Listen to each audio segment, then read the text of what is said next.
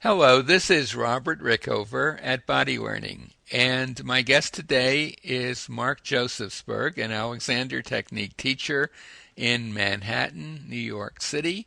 And today, Mark is actually going to interview me. So, Mark, I'm going to turn it over to you. Thank you, Robert. Let's start with this, Robert. Yeah, Would you like to talk about?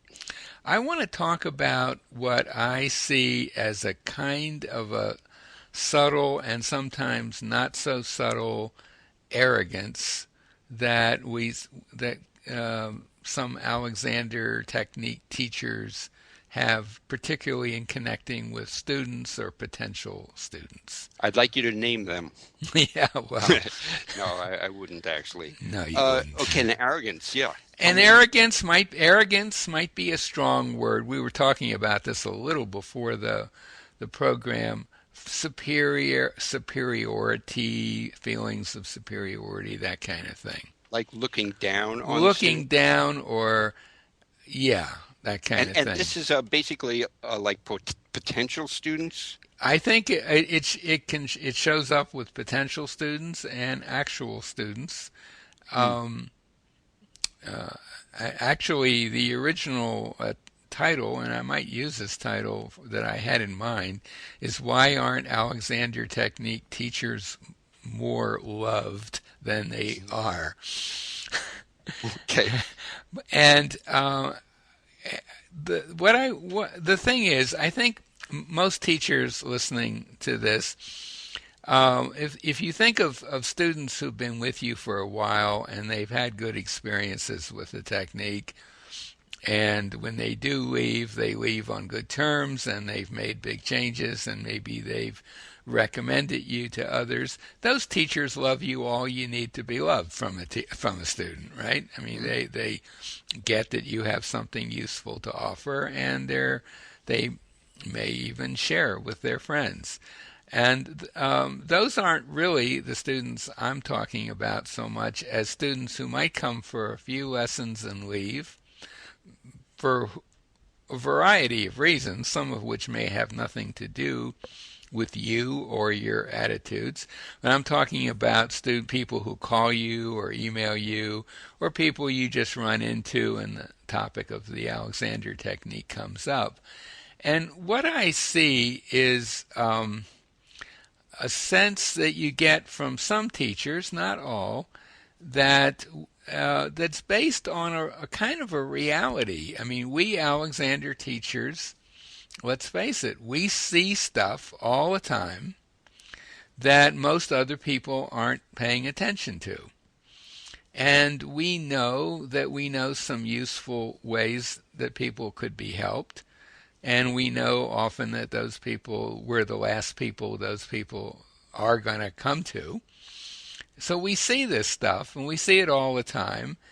And in a way, it's a little hard not to become slightly arrogant or feeling superior. You know, Hmm. I've had tinges of that. I imagine you have, although maybe not. Maybe not, Mark. You might have transcended it. I don't know if I've transcended it, but I don't think yeah, I may see stuff that other people who aren't involved with the technique don't see, Hmm. but I know that those people might be seeing stuff that I don't see Right, also. right, So I think, we're good. We Alexander teachers are good seeing certain things in certain areas, and that's about it. right. Our little slice of things, I think we know quite a bit, Hmm. Well, that's a but very good way of putting it, actually. And in fact, that does lead to some thoughts I had about how at least I've dealt with that issue. But before I go into that, I want to say the other thing I want to say is that we as teachers have been typically immersed for 3 years in a pretty intensive training process where we're surrounded by people who are all kind of on the same wavelength. in terms of the Alexander technique. They're all people who know it's a good thing, who've had good experiences with it, and so on.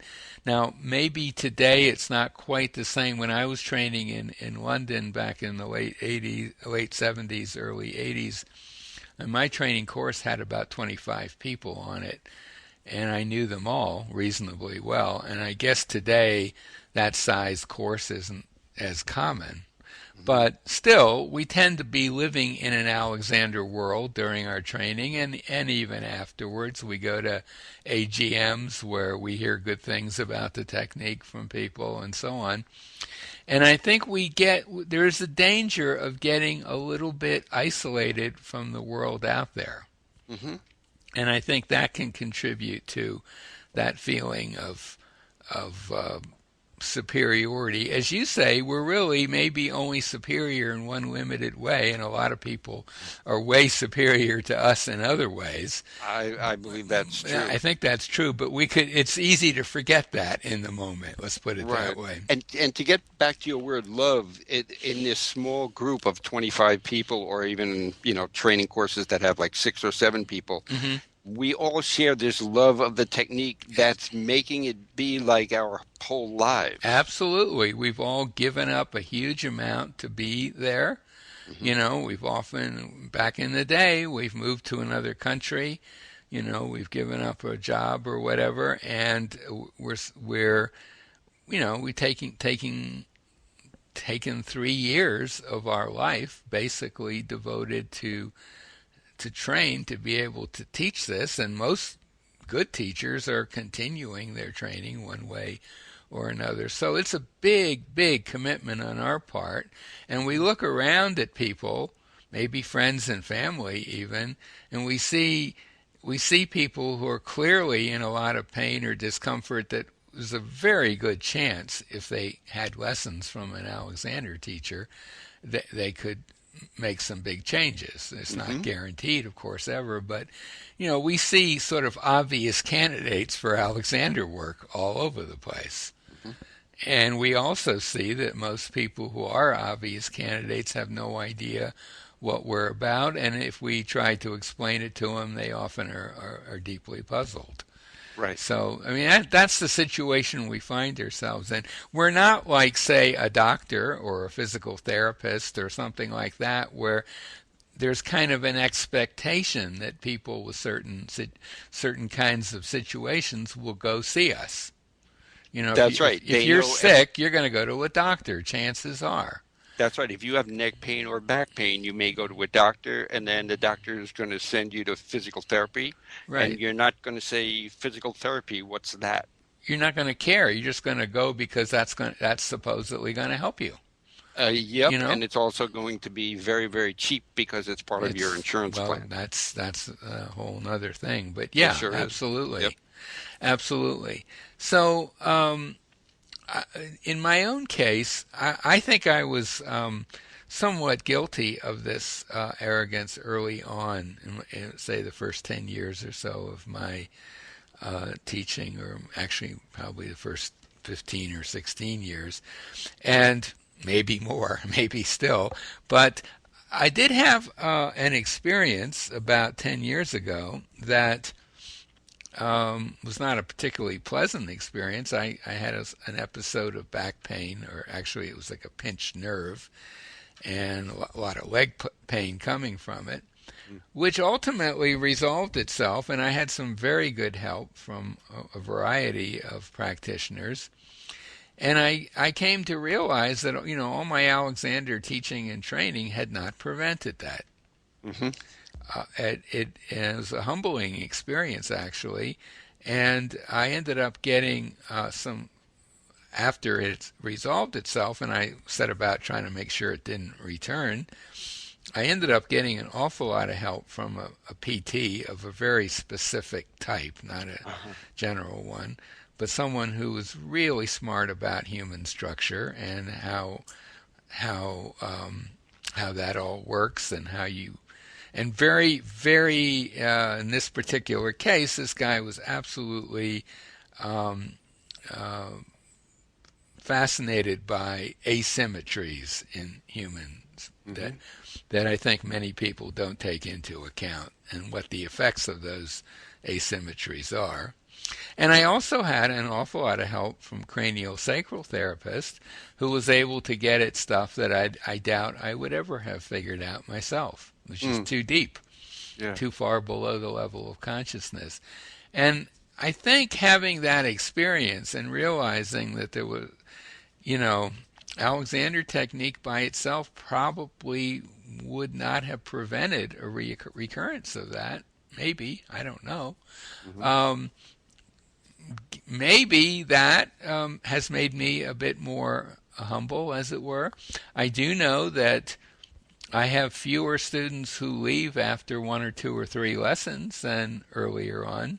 Do you think it helped you develop empathy? I think so. I think I have become less judgmental Mm. based on a fairly unpleasant experience. Yeah. Made me be less judgmental. I don't really have a prescription for how an Alexander teacher could address this, except maybe just ask yourself if there isn't some possibility you are thinking this way a bit, and even if you and if you are, chances are your students or people you talk to are going to sense it, even if Mm. you're careful about what you say. I think your underlying attitude towards a person or their situation kind of sneaks out in various ways. Mm. So I just throw that out there as an interesting observation. I actually would be fascinated to hear some other teachers' reactions to this, and whether they've noticed it, and whether, and if so, how they've changed. Yeah, that would I be think it's a an very interesting. open topic. I It is feel a. like I know a lot more about what we previously talked about in our interview a little bit ago, sort of pre-marketing ideas.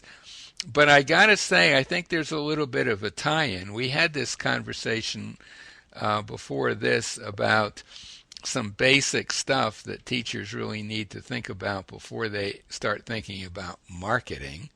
Hmm. And I would put this in that category. Hmm. You know, if And you're when you in, say this, do you mean like that the Alexander technique is not necessarily everything that somebody would need? well, not that specifically, but Mhm. just uh, not having this idea in the back of your mind that you are somehow better than your student. Okay, You that's know, good. You know what's uh, coming to me now is that I hope somewhere there's two physical therapists doing some kind of interview, and they're saying something about the Alexander technique. hmm Because I think the Alexander technique is also an integral part of, I mean, who knows why you're doing better years later? yeah, A big part of that could be the Alexander technique. yeah, absolutely.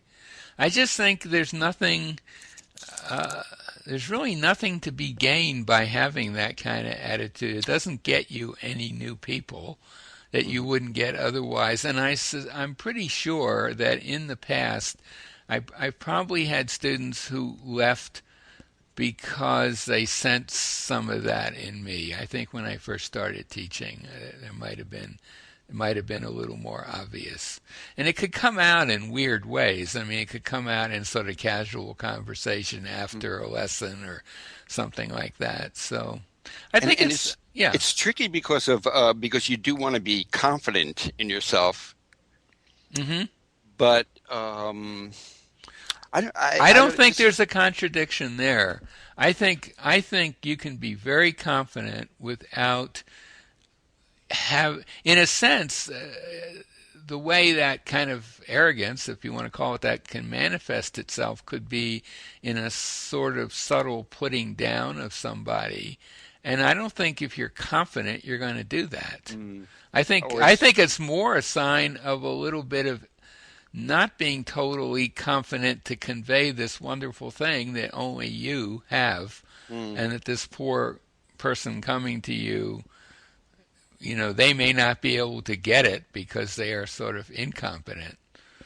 I don't know. I'm just thinking off the top of my head here, but I do think it's an important issue, and I would love if anyone else has a take on this, to do some more podcasts on it, because I think it's out there, and I think a little bit of it can be traced back to the great guy himself. He's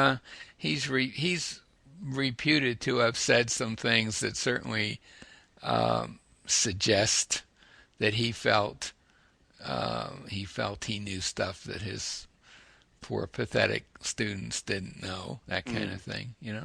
So I think we get it. It gets passed on from generation to generation as well. So it's just a thought. I'm putting it out there. I'd love to hear some reactions to it. And that's really all I've got to say. That's great. I'm going to do some thinking about it, actually. Okay. Well, because part of the way through the interview, I started thinking about even a student who came in recently and said she loved the Alexander technique, one lesson, and she's also doing massage therapy, and she named about 6 different modalities. Right. And now I'm thinking about my reaction to all of that. Yeah, you see, now my reaction is, why are you wasting your time with that other stuff right now? Let's focus on your use and blah, blah, blah. Right. And from her point of view, she's looking after herself as best she can. Yep. And if she gets that you think her other projects aren't so useful, it is kind of a reflection on her.